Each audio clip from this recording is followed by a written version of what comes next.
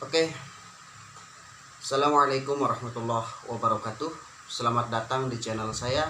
Jangan lupa subscribe, like, share, dan komen. Terima kasih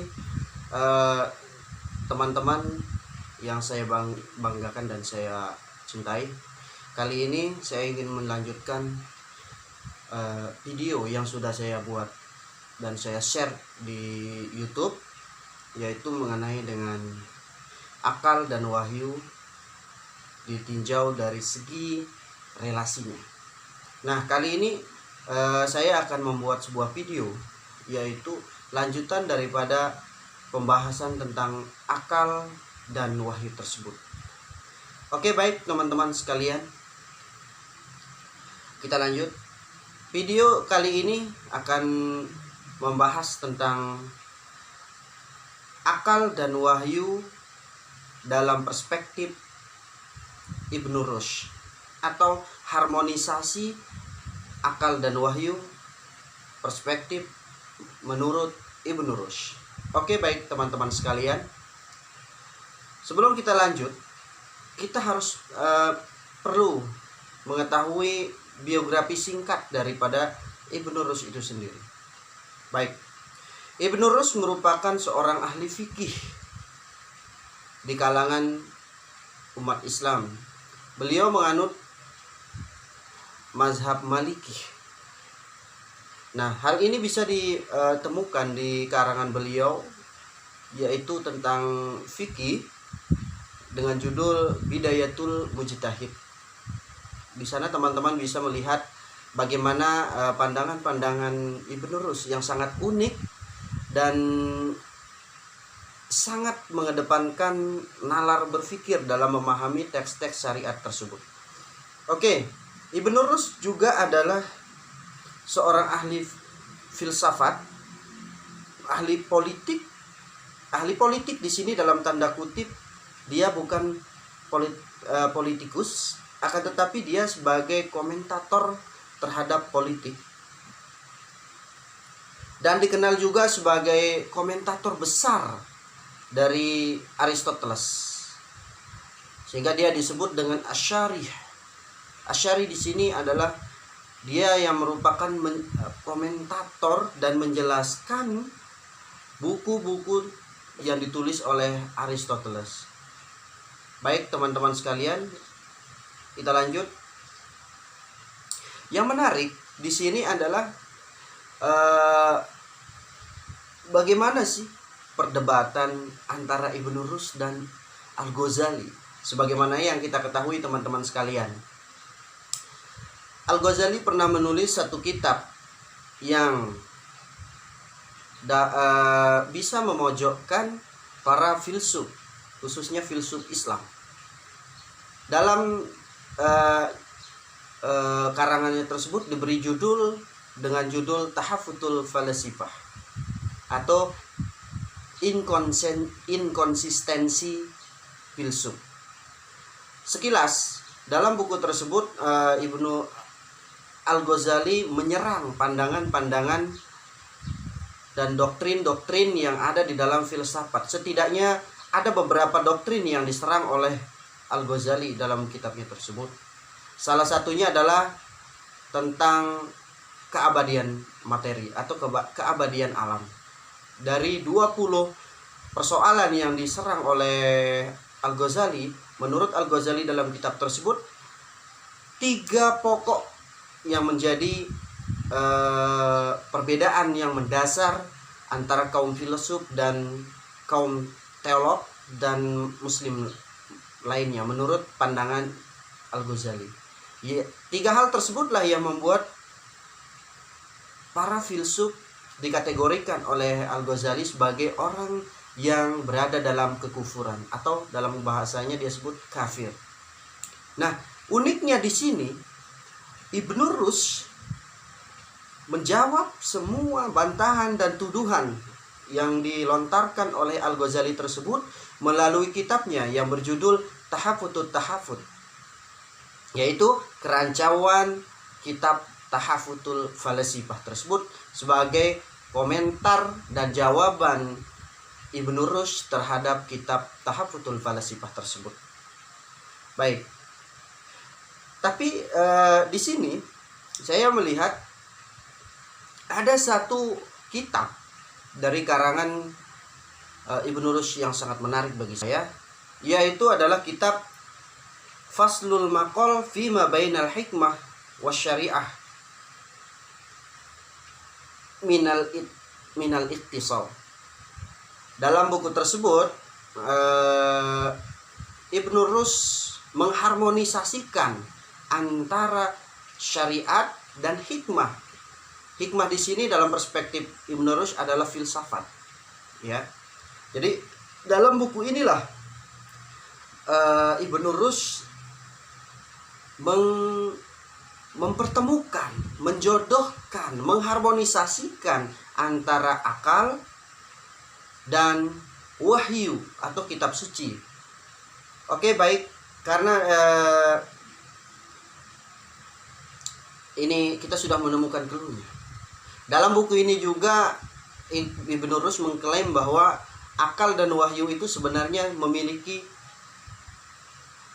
kebutuhan satu sama lainnya dan bukan sebuah pertentangan bahkan atau perlawanan. Tetapi akal dan wahyu memiliki hubungan yang sangat kuat. Oke, baik, kita langsung saja dalam membahas gimana sih pandangan Ibnu Rushd dalam menyikapi antara akal dan wahyu.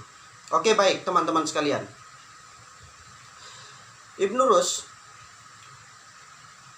menjelaskan bahwa filsafat dan syariah memiliki tujuan yang sama, yaitu adalah tujuannya yaitu mencari hakikat. Syariat mencari hakikat dan tujuannya adalah Tuhan, dan filsafat atau hikmah yang disebut oleh Ibnu Rushd juga mencari kebenaran. Sehingga Ibnu Rushd mengatakan kedua-duanya ini dapat bertemu di dalam satu konsep yang dia sebut dengan ketunggalan kebenaran, atau dalam bahasa Arabnya dia sebut dengan wihdatul hakikoh. Nah, karena agama atau syariat mengajarkan dan menuntut kita untuk menuju kepada Tuhan, dan filsafat juga menuntut kita untuk bertemu dengan Tuhan dalam perjalanannya, maka Ibnu Rushd memunculkan satu teori, yaitu adalah wihdatul hakikoh, ketunggalan kebenaran. Ketunggalan kebenaran di sini adalah siapa? Ya, Tuhan itu sendiri. Jadi di sini pertemuannya. Oke. Baik. Wihdatul hakikoh ini sebenarnya adalah ketunggalan yang satu. Inilah Sang Pencipta itu. Tetapi dalam faktanya, kenyataannya, setiap orang memahaminya berbeda-beda. Karena kenapa? Karena dia berada pada tataran eksoteris, sehingga orang memahaminya berbeda-beda. Oleh karenanya, dalam pandangan ini, saya mau kasih satu contoh. Misalkan kita mau ke Jakarta. Wihdatul hakikoh kita adalah, tujuan kita adalah yaitu ke Jakarta. Tetapi apakah hanya satu jalur yang hanya bisa kita lalui untuk sampai ke Jakarta? Tidak, ternyata tidak. Banyak jalan yang bisa kita lalui untuk mencapai kepada tujuan kita, yaitu ke Jakarta. Nah, ini adalah gambaran sederhana daripada konsep wihdatul hakikoh menurut pandangan Ibnu Rushd. Menurut pandangan Ibnu Rushd, orang yang memilih jalan dalam jalan syariah itu juga akan sampai kepada Tuhannya, atau sang kebenaran tunggal tersebut, atau wihdatul wujud, wihdatul hakikoh tersebut. Begitu juga dalam kalangan filsafat akan mencapai kepada kebenaran tunggal itu, atau wihdatul hakikoh itu dengan jalannya. Walaupun dalam banyak perbedaan, baik itu dari segi metodologi, segi penalaran dan lain-lainnya. Oke, seperti yang kita ketahui bahwa teman-teman sekalian, filsafat merupakan sebuah disiplin ilmu yang membahas semua realitas. Semua yang ada itu adalah objek daripada filsafat itu sendiri. Jadi apapun yang ada itu adalah bagian dari filsafat. Dan itu bisa dikaji dengan filsafat itu sendiri. Termasuk juga adalah wahyu itu sendiri. Karena pada hakikatnya, faktanya, wahyu tersebut memang ada. Jadi memang di sini adalah akan ketemu relasi antara filsafat dan syariah menurut Ibnu Rushd. Oke, kita lanjut teman-teman sekalian. Ibnu Rushd memandang bahwa akal dan wahyu merupakan saudara susuan atau ukhtun ar-radhi'ah. Saudara susuan artinya apa? Saudara susuan ini nggak bisa dipisahkan karena dia menyusu pada satu orang. Misalkan saudara-saudara punya teman, tetapi secara biologis bukan saudara teman, tetapi dia menyusu atau ikut nyusu kepada orang tua teman-teman, maka dia adalah saudara teman-teman. Walaupun secara biologis itu adalah bukan saudara daripada teman-teman sekalian. Nah, Ibnu Rushd memandangnya adalah hubungan akal dan wahyu itu adalah sebagai saudara susuan atau ukhtun ar-radhi'ah, sehingga tidak bisa dipisahkan antara akal dan wahyu itu. Oke. Akan tetapi menurut Ibnu Rushd akal sangat dibutuhkan untuk memahami wahyu. Kenapa? Karena wahyu itu tidak bisa berbicara, tidak bisa mengungkapkan dirinya. Contoh, teman-teman misalkan dikasih Al-Quran, satu Al-Quran, teman-teman tidak akan bisa memahami isi apa yang ada dalam Al-Quran tersebut, atau satu ayat pun teman-teman tidak bisa memahami tanpa menggunakan akal, tanpa menggunakan perangkat yang sudah diberikan oleh Allah, ya berupa akal kita, nalar kita. Begitu juga sebaliknya, akal tidak akan bisa menjelaskan satu hakikat yang berkaitan dengan metafisika. Contoh, hal-hal yang tidak bisa dinalar adalah hal-hal yang bersifat metafisika. Disinilah ketemu antara wahyu dan akal.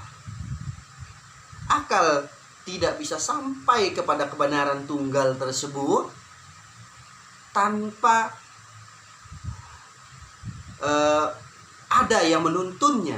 Sehingga Al-Quran di sini adalah, atau wahyu di sini adalah berlaku sebagai penuntun akal pada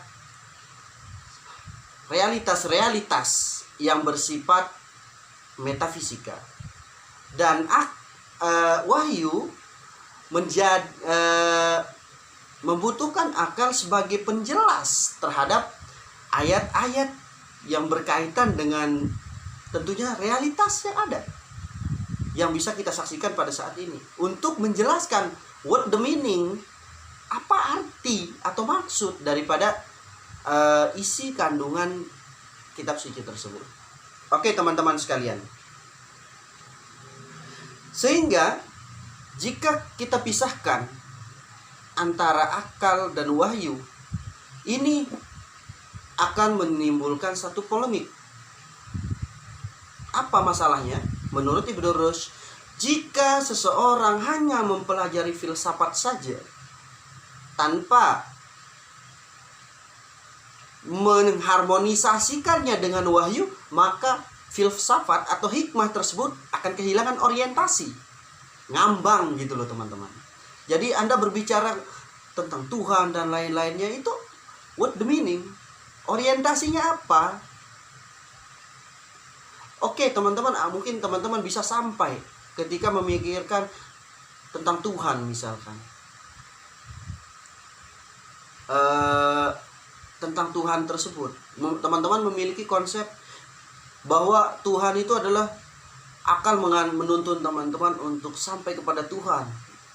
Oke, berpikir bahwa kita mengakui diri kita ini lemah dan kita meyakini sesuatu